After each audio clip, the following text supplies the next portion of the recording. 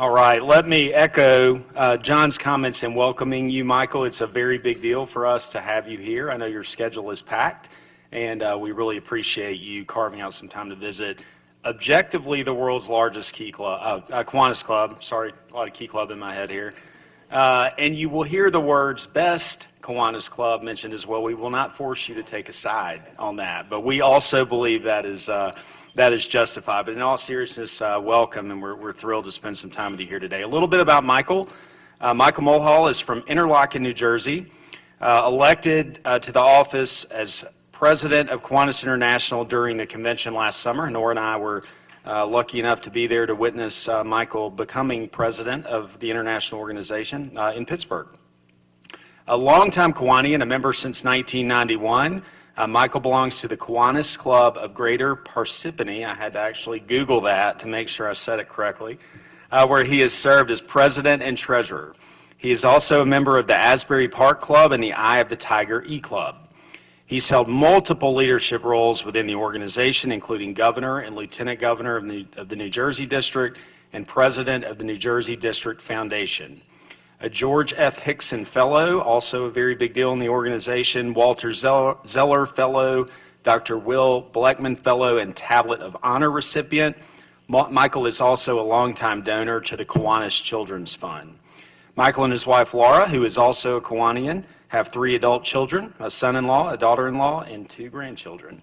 So please join me in welcoming Michael to the world's largest and best Kiwanis Club.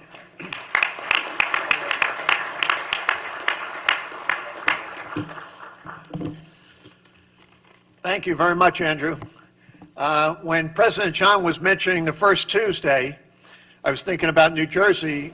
I don't know if I put out my recycles because on Tuesday is the recycle pickup, so I don't want to call my wife and say I didn't put out the recycles because she'll say, come home and do it, but make sure it's done. So it's really an absolute honor to be here with all of you.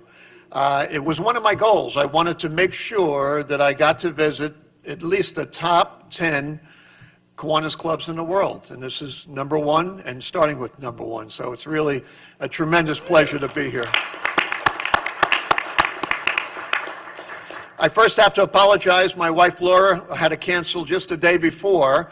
Her very good friend Enza had passed away in her sleep 2 days before, so very sad, but she wasn't able to make the trip with me, so I'm hoping that you'll get to meet her again in the future. I'm also thrilled that Governor Seth is here. Governor Seth is, I'm very pleased that you're able to take the time again today to be here. Just a young leader and a great part of the team. So thank you, Governor Seth. And also to my right is Scott Sims, one of our international trustees. And you should be very proud of both because they're just great leaders. I've encouraged anyone who runs for office to be very serious about and dedicated about the position. The organization has some challenges and they must be addressed. So we don't want people to just say, I'd like to be trustee or I'd like to be governor. We really want you to work very hard at that. I'd also like to acknowledge John Saxon, the president. So thank you, John, for being very kind to me and inviting me. And I'd also like to acknowledge the other leaders, too, and I'll mention them by name. Anup Mishra, who I met briefly, president-elect. Andrew Nix, who just introduced me, past president. David Silverstein, vice president. Susanna Schuler, secretary. Will Acock, treasurer. Also Adrian Hughes, assistant treasurer. Carrie Waldheim, immediate past secretary. And the reason I like to mention that is we need to pay respect to current membership. When I was running for vice president in 2023, I said if it wasn't for all of you that allowed and maintain this great organization, I would never have been able to run for vice president. So I want to thank all of you and for your dedication. See, I look at, as a member, it's a best efforts basis. When you first join, you do what you can, when you can, to make a difference. Once you take a title, then it's a responsibility, and it changes dramatically. All of the studies, now we're 111 years old, There's never been a successful club without a dedicated president, club president. So you must be dedicated. Should you take the position, it's a responsibility to move the organization forward and to do your very best. And clearly, that example is right here. Since, 1917. Tremendous history. So that's wonderful. I'd also like to share just briefly, I want to get my phone.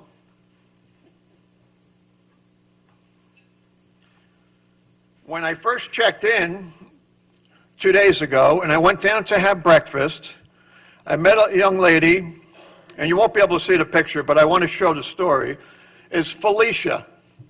Felicia works in the hotel a couple blocks away. And when I mentioned that I was here with Kiwanis, the first thing she said is, we need support for our children, to get them off the streets, to encourage them to do their work, to put their needs and their efforts first and foremost in school and their family, and then have the additional time to play and enjoy themselves, but not have it the other way around where you're just playing and maybe not even attending school. And it struck me quite a bit, and I wanted to share with you, is that as large as this club is, and it's number one, the needs are so important in every community. And everything that you can do to support our youth is highly critical. So I want to thank you for all you're doing and continue to encourage you to give back to the community. I want to also talk to you where I feel it is the greatest single opportunity in Kiwanis going forward. And we just got approval of Kiwanis Voices, which is for 18 to 26-year-olds. So I'd like to just share a little bit of numbers with you first and foremost. Recently, about 3 months ago, Michelle, who heads up our SLP, Student Leadership Program, mentioned that our K-Kids, 1st to 5th grade, has doubled in size from an average of 20 members to 40, doubled. Going into Builders Club, 6th, 7th, and 8th, doubled from 20 to 40. That's tremendous momentum. My whole theme is what I call the rising tide will lift all. Going into Key Club, our greatest part of our organization, by year end, there will be 250,000 of our finest. And that only represents 12% of the high schools in North America. So 250,000. So I'd like you to give them an acknowledgement and honor them. So they are our future, and it's great to have them here. So if we give them a round of applause, please.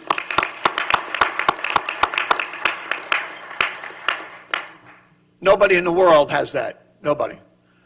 And that's a great opportunity also. Then we move into Circle K, which has been different challenges because as you graduate, you may not go to college. You may not go to a school that has a CKI. You may go to a private school or just go right into the workforce. So CKI falls off quite a bit, about 6,000 members. And then we have Action Club, which is just tremendous that we do throughout the world. It's just been wonderful. And then all of our Kiwanis members. And I'd like to share those numbers with you because just last June, if we go back to the Key Club, 70,000 graduated. 70,000 of our Key Club, our best and brightest. And yet we only capture 2% go to CKI, Circle K, 1,500. Now I'm giving the assumption all 1,500 were within Key Club and went to Circle K. That's just unacceptable for our organization under any circumstance. So we must capture and encourage our Key Club members to join Kiwanis right from the start. Now, how do we do that? For years, all I heard is, let's go get their email right after they graduate. Well, first of all, they can't turn over their emails, and they don't use their high school email afterwards. But you must meet them right where they are. Imagine all of us are seniors in high school. And we've been dedicated working with each other, many for 4 years. And now we're going to go off to college or off to work or wherever we're going to go. So Kiwanis can come in, and it's a pilot program for 5 years. So it's only $40 investment each year. And that $40 gets invested in Kiwanis and then returned to the club and the member each year for a worthy service project. So it's not for dues.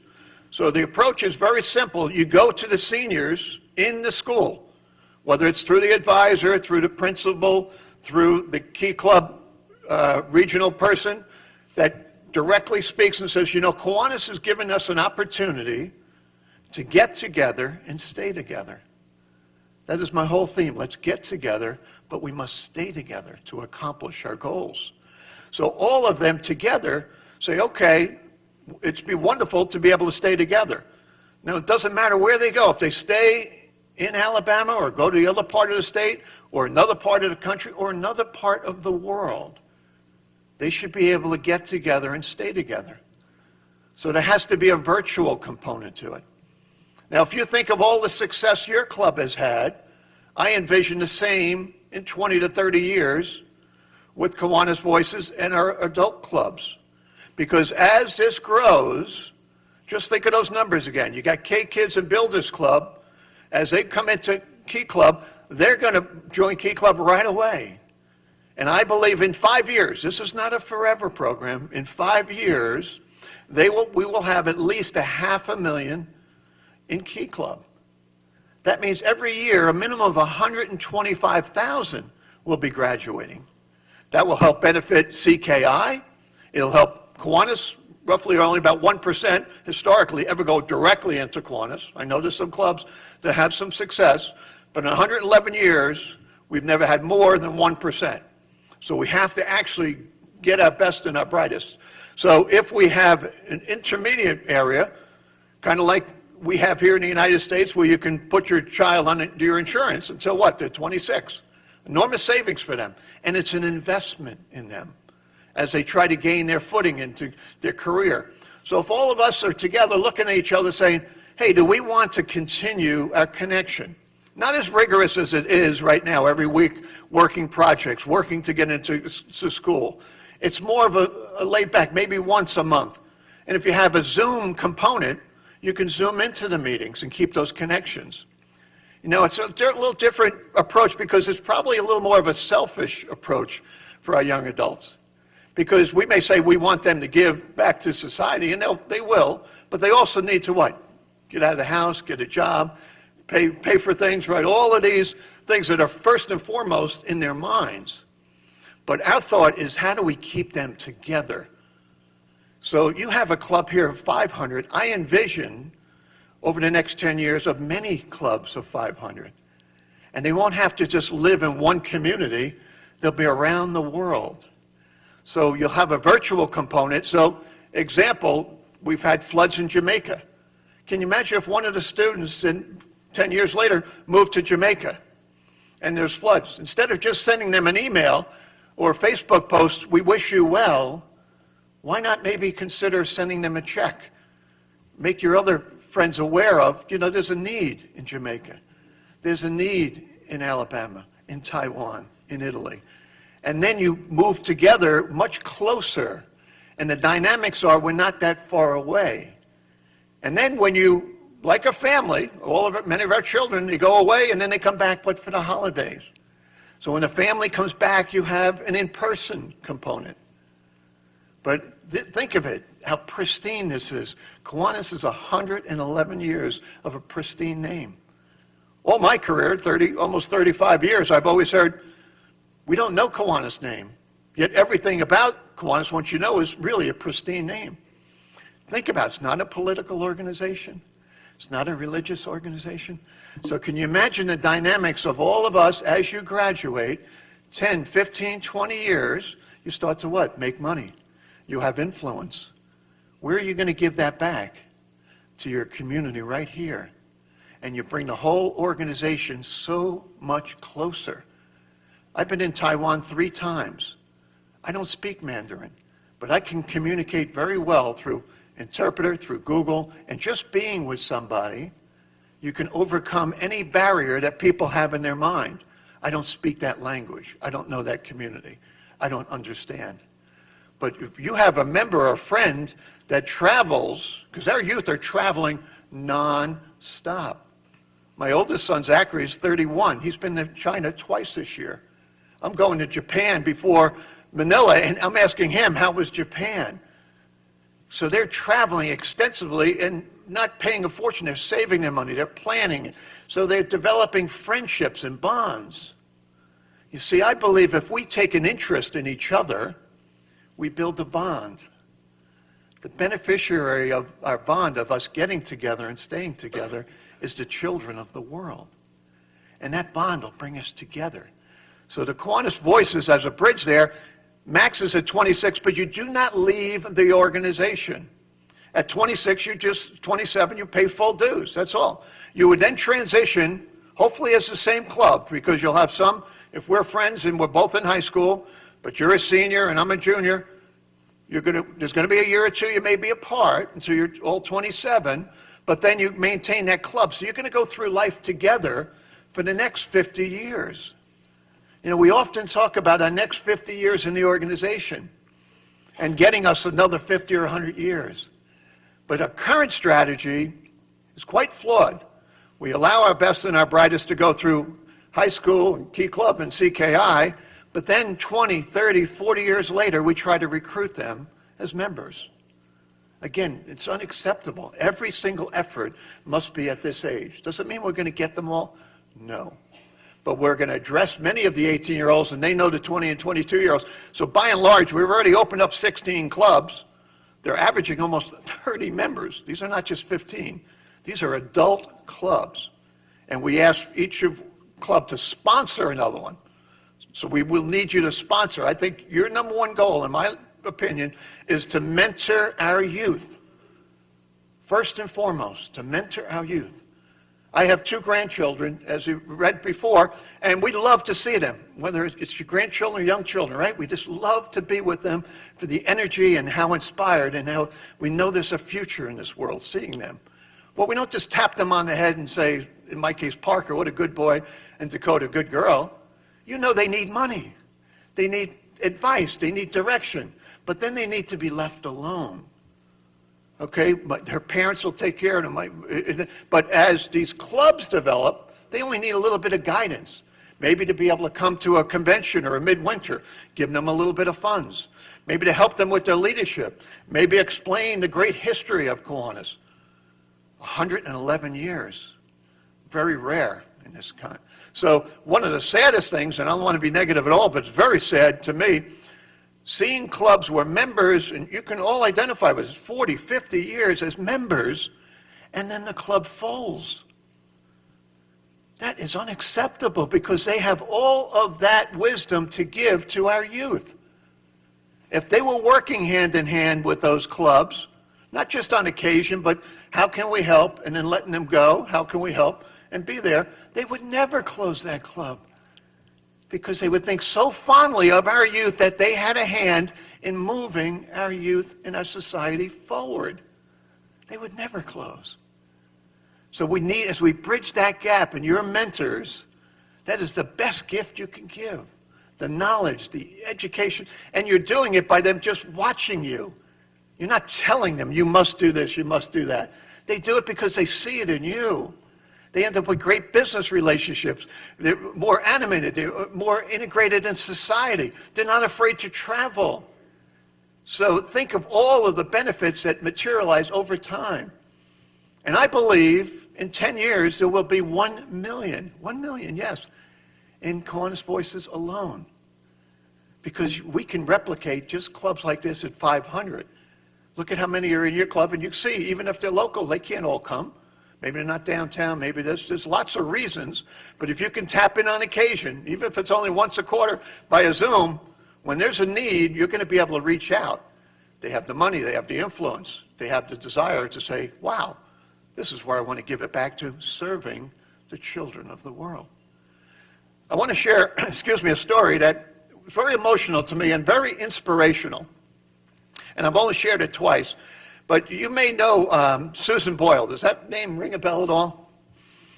Well, if you recall, during the major turndown in the economy, 2009, where we had major sell-off in the markets and the recession, in May, Susan Boyle was a middle-aged woman that went on America's Got Talent, but it was the British version. And she came out on stage, and a lot of snickering as she came on stage, and I'm trying to think of his name, that was the first one that said something to him. Neil, oh, right, Simon Cowell, thank you. Simon Cowell, as soon as she gets up to, she says, "So what's the dream?" And she says, "Well, I'd like to be a professional singer." "Oh, really? Well, who would you like to be as successful as?" "Well, Elaine Paige." And everybody chuckled in the audience. Here's someone just trying out, and Elaine Paige is a big star. And they chuckled, and he says, "Well, how come it hasn't happened so far?" And just think of these couple of lines.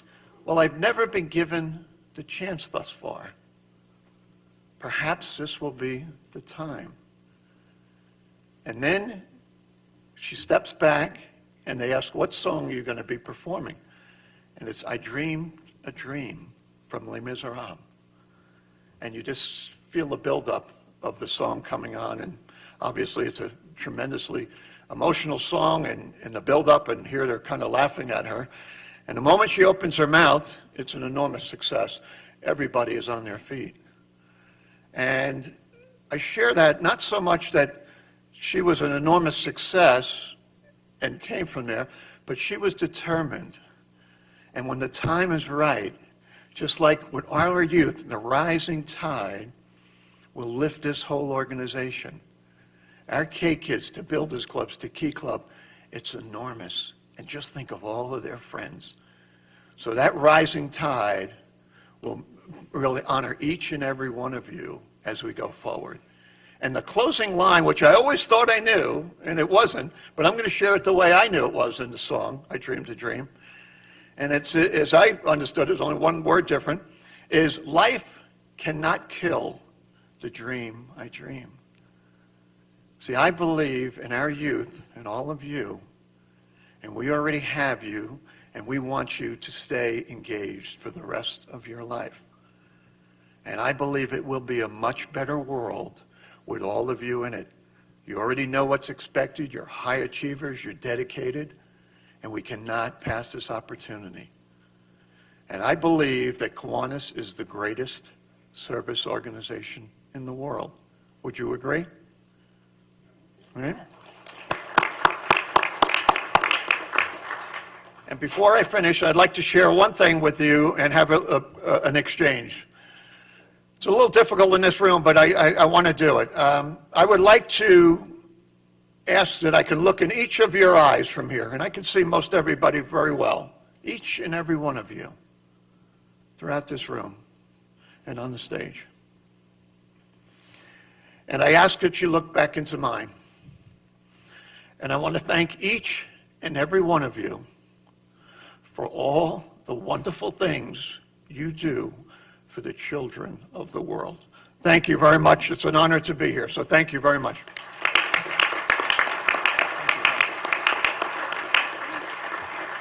We've got some time for questions, if any of you have questions. And while people are thinking of their questions, Michael, I want to present you with this little flag. It says Kiwanis Club Birmingham. Wonderful. And maybe somebody will grab us and do a picture. Yeah, of it. please. Thank you very much. Thank you very All much. right, who's got a question for Michael about anything relating to Anything at all. Kiwanis family? He's also an investment advisor if you want to know what to do with your 401k. Just sit tight the last couple of days. Any questions at all, or any? What do you like the idea of Kiwanis Voices? The whole growth aspect of Kids to Builders Club to Key Club, Circle K. Everybody wins from the rising tide. So, and I also have pins for everybody, so I'd like to present them. I gave one to the sheriff before he left, and it's "A Rising Tide Lifts All." You won't see my name on it. It's not about me. It's about all of us being together. So, thank you very kindly. Michael, where did you grow up? I was born in the Bronx. Come on back up to the mic. Thank you. No. I was born in the Bronx, 189th Street, but we moved out when I was only 5, and I grew up in Saddlebrook, New Jersey, so I've really always lived in New Jersey. About 30 years in Saddlebrook, and then 30 years in Wayne, New Jersey. Now I'm a little more south in a little town called Interlaken, but always in New Jersey, yeah. Any other questions? So as you travel around, I mean, you've just talked talked about all the places you're visiting, and, you know, universally you're talking about how we engage youth, how we mentor youth. Is there one area where you've just seen something so remarkable that you know, may have paused you to say, gosh, I hadn't thought about that? Yeah, great. Did everyone hear Suzanne's question? Was there one place? I just came back 3 weeks ago, and Scott was very instrumental. Panama. We just approved, Panama's a district. You have to be 1,000 members.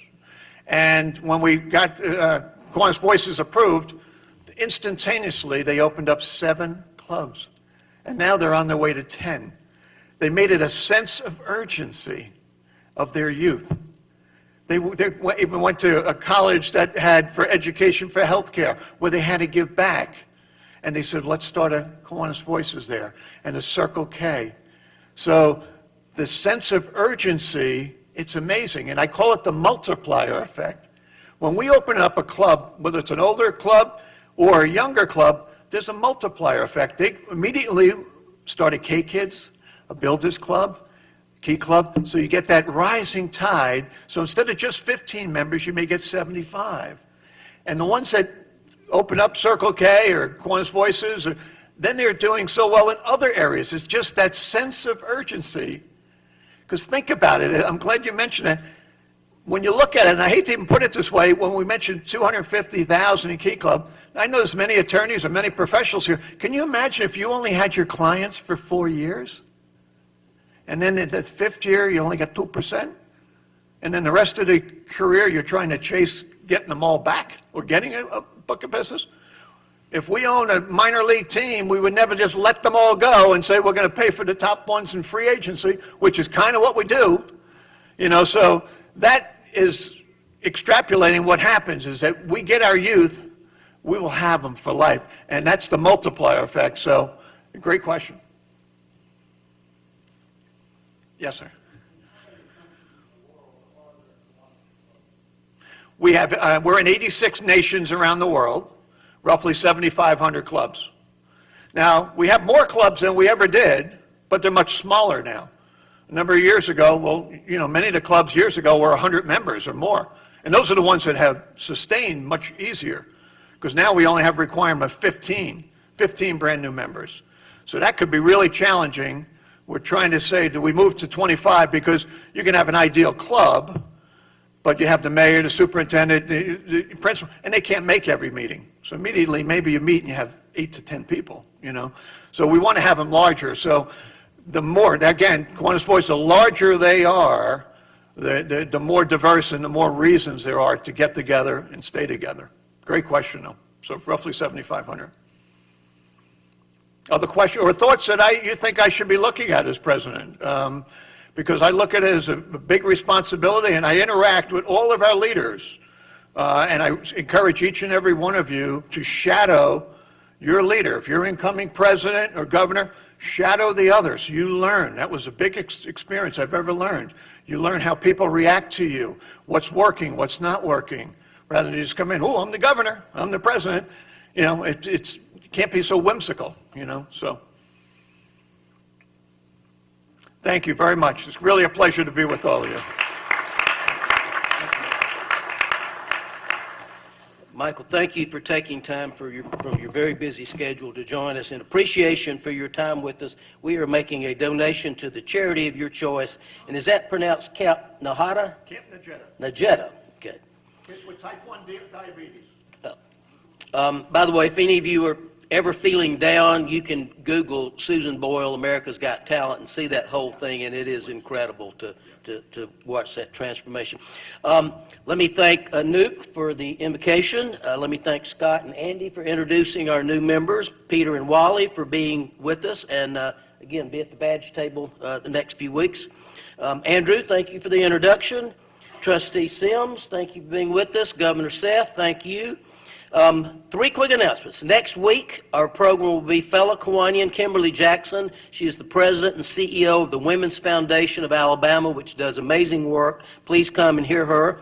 The following week, March 17, it will be a fireside chat with 3 Humphreys. Marlon Humphrey, who is currently a cornerback for the Baltimore Ravens, Father Bobby Humphrey, who was an All-American at Alabama and then played for the Denver Broncos and the Miami Dolphins. And then wife and mom Barbara Humphrey was a track star in high school. Her school record in the 400 meters at UAB still stands. Then she was a track coach, and she coached Vanetta Flowers, who was the first African American to win a gold medal in the Olympics in the bobsled. So, and Barbara is currently on the Board of Trustees at the University of Alabama, so she will have a much higher level view of NIL and transfer portal and the craziness that's going on in collegiate athletics.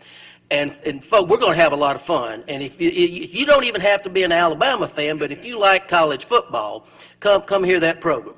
And then finally, don't miss out on our Kiwanis night at the museum by Thursday, March 18. Get your reservations in. The club is subsidizing that. Your $25 a person doesn't cover everything, but it should be a fun night. And folks, with that,